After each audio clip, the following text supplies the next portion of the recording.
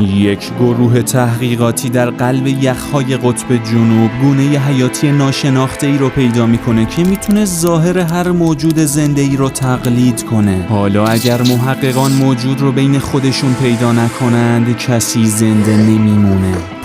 الان وقتشه بگم سلام به هر کسی که پشت صف هست. من شایان غریب هستم و تو این ویدیو همونطور که تو پست ها قولشو داده بودم قراره با همدیگه داستان فیلم علمی تخیلی The Thing رو مرور کنیم که سیکوئل ها و پریکوئل های معنوی و مستقیم زیادی داره، اما بهترین قسمتش همینه و فکر نمی‌کنم هیچ وقت بقیه فیلماشو کاور کنم چون اصلا خوب نیستن. همین الان ویدیو رو لایک کن که بدون اسراف وقت بریم قطب جنوب. داستان در زمستان بس ناجوانمردانه سرد 1982 و تو قطب جنوب شروع میشه. یه ریسرچ یونیت 3 نفره در پی دریافت سیگنال‌های غیرعادی عازم منطقه تحقیقاتی شدند. تنها فردی که لازم معرفی بشه راننده برفنورد لارسه که آدم روالیه. پس از رسیدن به نقطه‌ای که منبع سیگنال زمین یخزده فرو میشینه و بعد از یه نور بالا اونا با چیز عجیبی روبرو میشند، ولی ما فقط تایتل فیلم رو میبینیم. خیلی زود گروه تحقیقاتی تشکیل میشه که مهمترین عضوش یک تاریخ شناس به نام کیته. یکی دیگه از کاراکترهای اصلی داستان دکتر هالورسنه که مسئولیت جذب اعضای جدید رو بر عهده داره. دکتر تصریح میکنه که شیئی فرازمینی به همراه یک گونه حیاتی ناشناخته و منجمد در یخچال‌های قطب جنوب پیدا شده. همین جمله برای جذب کیت کافیه. این یکی کاراکتر هم سیاه لشکره، اسمش مهم نیست. گروه با یک فروند هلیکوپتر آمریکایی به سمت پناهگاه تحقیقاتی حرکت میکنه و در طول پرواز با یکی از افراد خدمه به اسم کارتر آشنا میشیم. دلیل خاصی نداره ها، اما از این اسم متنفرم.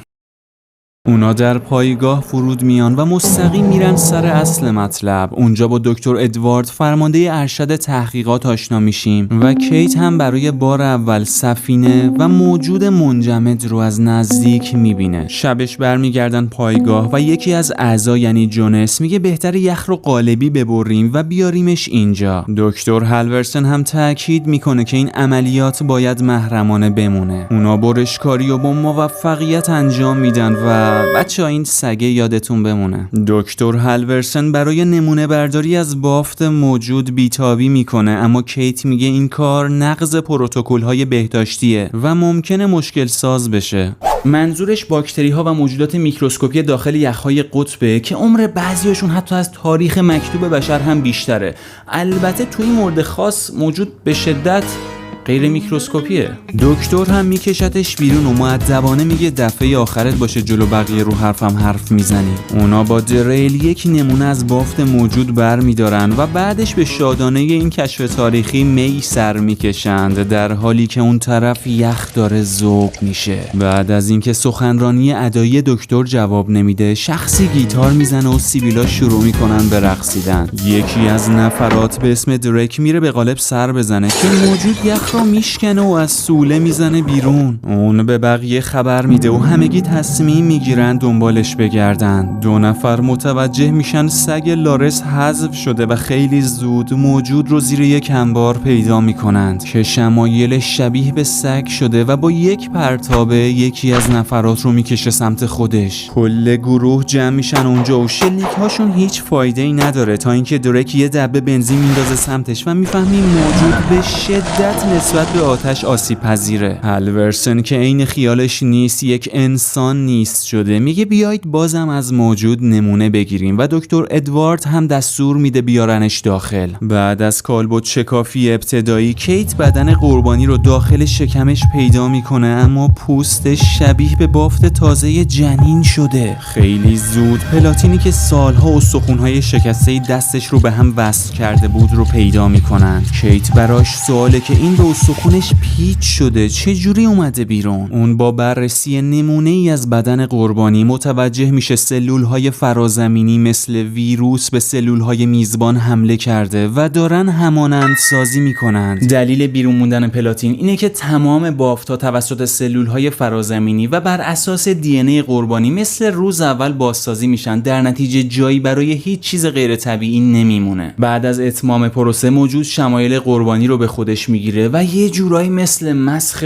معکوس میمونه. صبح روز بعد یکی از اعضا که به شدت مریضه با تیم هلیکوپتر آمریکایی به بیمارستان اعزام میشه. در همین حین کیت میبینه تعدادی آمالگام دندان پر شده روی زمینه و حمام مملو از خونه. اون خیلی زود استدلال میکنه همون کسی که مریض بود پروسه همانندسازی رو طی کرده و حالا میخواد وارد جامعه بشه تا بقیه رو آلوده کنه. به همین خاطر به هلیکوپتر علامت میده برگرده، اما میبینیم که فرد آلوده یکی دیگه است و چه CGI مزخرفی داره. هلیکوپتر هم از مسیر خارج شده و سقوط میکنه. اونا نمیتونن برن بالا سرشون چون هلیکوپتر دوم تو یک پایگاه دیگه است و ارتباط رادیویی هم کار نمیکنه. کیت برمیگرده به همون و میبینه همه چی تر و تمیز شده. اینجاست که زهرش میترکه چون احتمالاً یک فرد آلوده دیگه بین اوناست. ادوارد و هالورسن سر اینکه از نهادهای خارجی کمک بگیرن یا نه بحث میکنن که کیت میاد تو و میگه کسی از اینجا بیرون نمیره. ادوارد خاطر نشان میکنه که من اینجا تصمیم میگیرم و کیت هم جواب میده دیگه نه. سپس بقیه رو در جریان آمالگام، حمام خونین و پروسه همانندسازی قرار میده. فرمانده ارشد در کمال بیخیالی با لارس و شخصی دیگه از اونجا میره. یکی از نفرات به اسم جولیت به کیت میگه ما هر دوتامون دختریم، من درکت میکنم و یه چیزی هست که باید بهت نشون بدم. سپس میبرتش تو انبار که قشنگ تنها بشن و میبینیم که فرد آلوده اونه. کیت فرار میکنه و موجود اولین قربانی خودش رو میگیره. شخصی به اسم پیتر آتش افکن میاره و جولیت جعلی رو حین تغذیه از قربانیش سوخاری میکنه.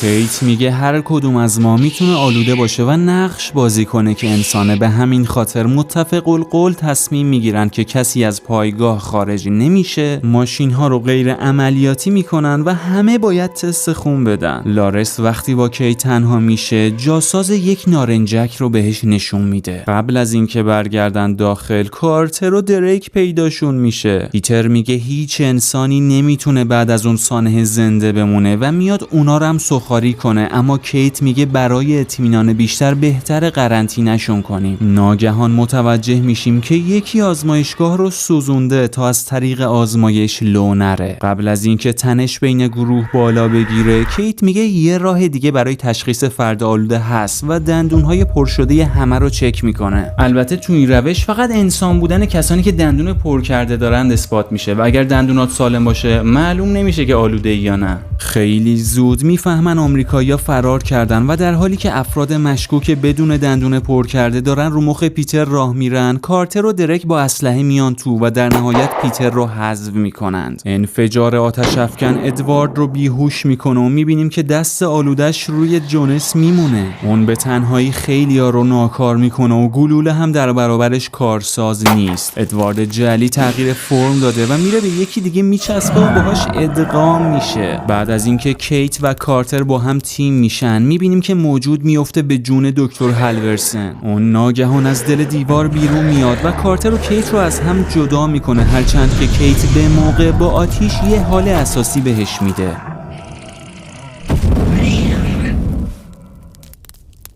سپس هالورسن که میدونیم جعلیه با یک برف نورد از اونجا خارج میشه. در نتیجه کیت و کارتر هم به هر طریقی یه ماشین دیگر رو روشن کرده و دنبالش میکنند. کیت حتی به کارتر هم شک داره، اما بعد از دیدن گوشواره در گوش چپش خیالش راحت میشه. هالورسن جعلی وارد سفینه شده و به نظر میرسه داره روشنش میکنه. کیت هم میفته داخل و وقتی بلند میشه یکی از مسخره ترین جلوه های ویژه‌ای ممکن رو میبینیم که انگار از بازی ماینکرافت اومده بیرون و احتمالاً منبع انرژی سفینه است. موجودی که ظاهر هالورسن رو داره به کیت حمله کرده و اونم نارنجک لارس رو میکنه تو حلقومش. کارتر از راه میرسه ولی دیگه نیازی به کمک نیست. انفجار به راحتی موتورهای سفینه رو خاموش میکنه و اونا معلوم نیست چجوری، اما به هر حال از سفینه میان بیرون. قبل از اینکه سوار برف نورد بشن کیت میکشه عقب و آتش افکن رو روشن میکنه. اون به کارتر میگه تا الان از گوشواره اشارت میفهمیدم آلوده نیستی، ولی تمام مدت روی گوش چپت بود نه گوش راست. کارتر جلی که میدونه به گاج رفته سعی میکنه متقاعدش کنه، اما کیت با خون سردی اوکیش میکنه. چند سکانس پایانی انقدر بد بود که حتی دلم نیومد لفظ اوکیش میکنه رو مثل همیشه بگم. به هر حال در پست کردیت فیلم میبینیم که هلیکوپتر دوم پایگاه برمیگرده. خیلی زود لارس با اسلحه از مخفیگاه میاد بیرون و دندونای خلبان رو چک میکنه. ناگهان سگش که وسط فیلم مرده بود از انبار میزنه بیرون و شروع میکنه به فرار. اونا با هلیکوپتر تعقیبش کرده و در نهایت آخرین موجود رو شکار میکنن.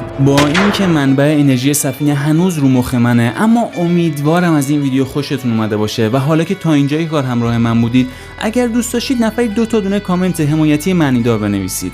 فقط یهو 10-15 تا کامنت ننویسید بچه‌ها، میدونم از روی مرام و معرفت و محبت شماست، اما یوتیوب اینو به عنوان اینتراکشن مشکوک در نظر میگیره و با شما کاری نداره، میاد عقده‌شو سر کانال من خالی میکنه. دوستان تا ویدیوی بعد مراقب خودتون باشید. خدا نگهدار.